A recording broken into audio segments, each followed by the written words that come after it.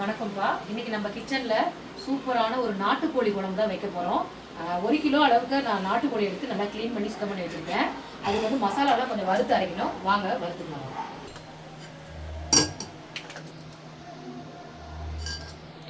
ஒரு 2 ஸ்பூன் வரமல்லி போட்டுக்கலாம்.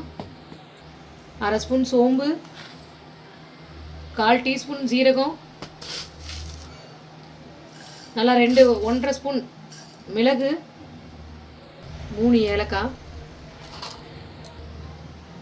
5 லவங்கம், சின்ன சைஸ் பட்டை 3 துண்டு, ஒரு 15-20 பெரிய வரமிளகா போட்டு நல்லா வறுத்துக்கலாம்ப்பா. வாசம் வர அளவுக்கு வறுக்கணும்.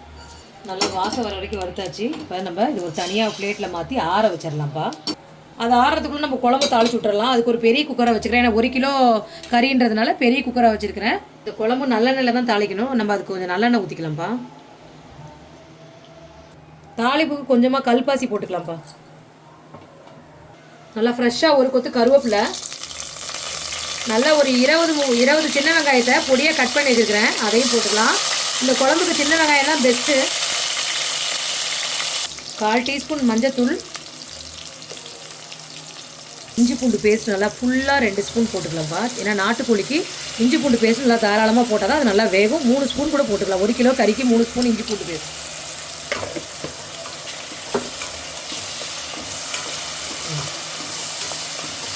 நல்லா அந்த இஞ்சி பூண்டு பச்சை வடை போகிற வரைக்கும் நல்லா வதக்குவோம்ப்பா. 2 தக்காளி பழத்தை மீடியம் சைஸ் தக்காளியை எடுத்து கட் பண்ணி வச்சுருக்கேன், அதையும் போட்டுக்கலாம்.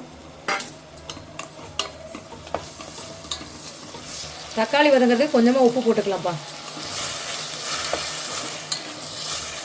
இப்போ கழுவி சுத்தம் பண்ணி வச்சுருக்கிற சிக்கன் துண்டுகளை நம்ம நாட்டுக்கோழிகளை அப்படியே போட்டுடலாம்.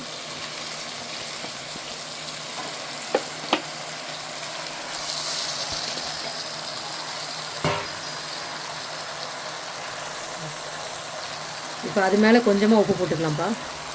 நல்லா அடியிலேருந்து எடுத்து விட்டு இந்த இஞ்சி பூண்டு தக்காளி எல்லாம் நல்லா வதங்கணும். கறியோடு சேர்த்து வதங்கினா தான் நல்லா இருக்கும் டேஸ்ட்டு. இதை அப்படியே மூடி போட்டு நல்லா அந்த தண்ணி விட்டு வேகும். ஸோ அது வேகிறதுக்குள்ளே நம்ம மசாலா ஸ்பைசஸ்லாம் வறுத்து வச்சுருந்தோம். இது நல்லா ஆறிடுச்சு. இப்போ இந்த மிக்ஸி ஜாரில் கொஞ்சம் தண்ணி விட்டு நல்லா நைஸான ஒரு பேஸ்ட்டு கன்சிஸ்டன்சிக்கு அரைச்சிட்டு வந்துடலாம். இப்போ நல்லா தண்ணி விட்டு சிக்கன் பாருங்கள் நல்லா மலண்டு வெந்துட்டுருக்கு. நாட்டுக்கோழினாவே நம்ம விசில் விட்டு தான் வேக வைக்கணும்.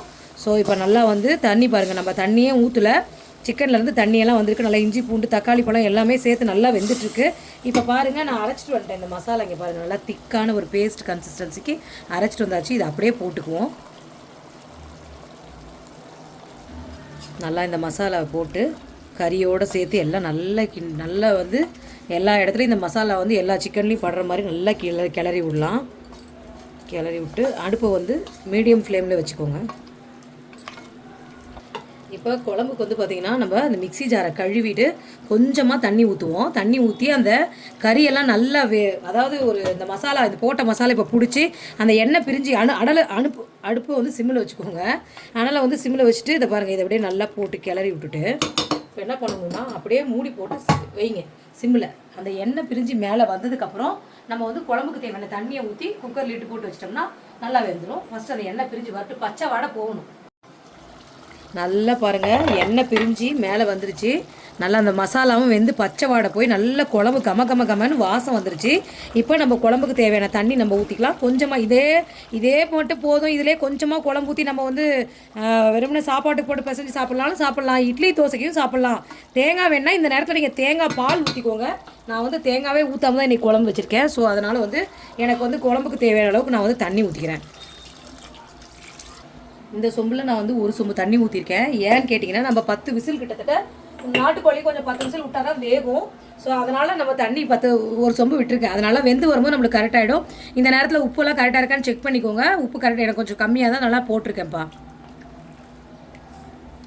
ஓகே, இப்போ நம்ம குழம்ப வந்து குக்கர் மூடியை போட்டு விசில் போட்டுருவோம்.